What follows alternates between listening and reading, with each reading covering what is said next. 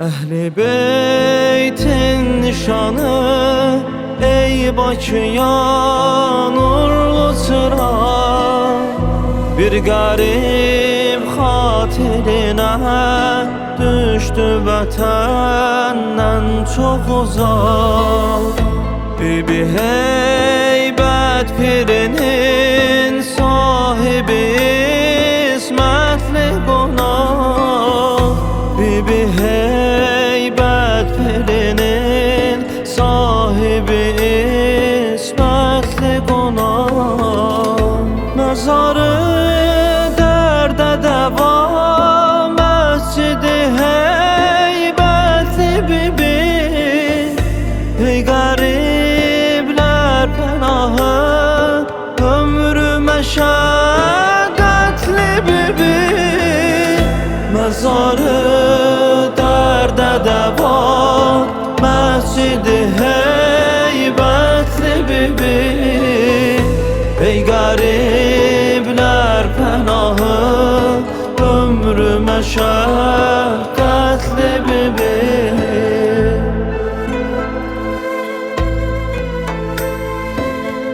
Adın həkimədir, dərdə dəvadır. Vəsilə sizlərsiz, Allah şəfadır.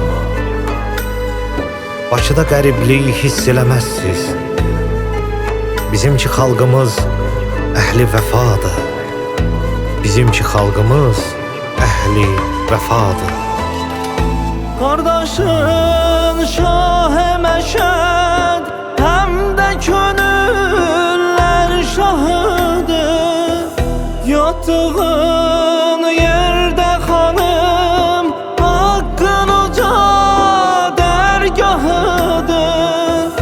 Azərbaycanımın nurlu ziyarətgahıdır.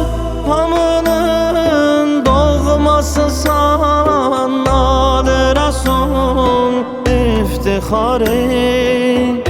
Özü bilmə qərib, ey imamın yadigarı.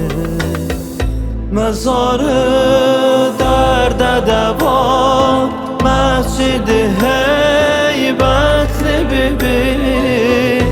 Ey qəriblər pənahı, ömrü məşəqqətli bibi.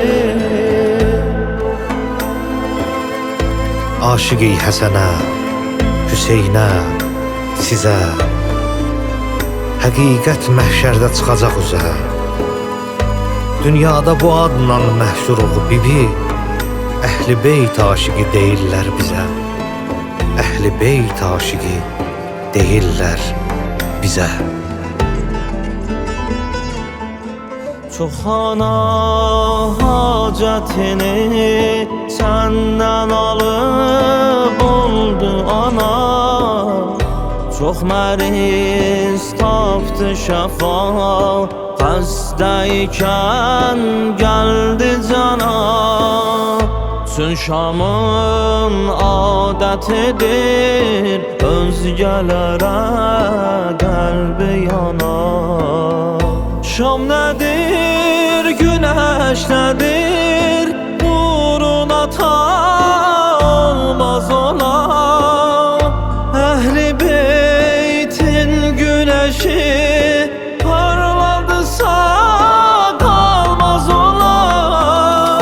Məzarı dərdə dəva, məscidi heybətli bibi.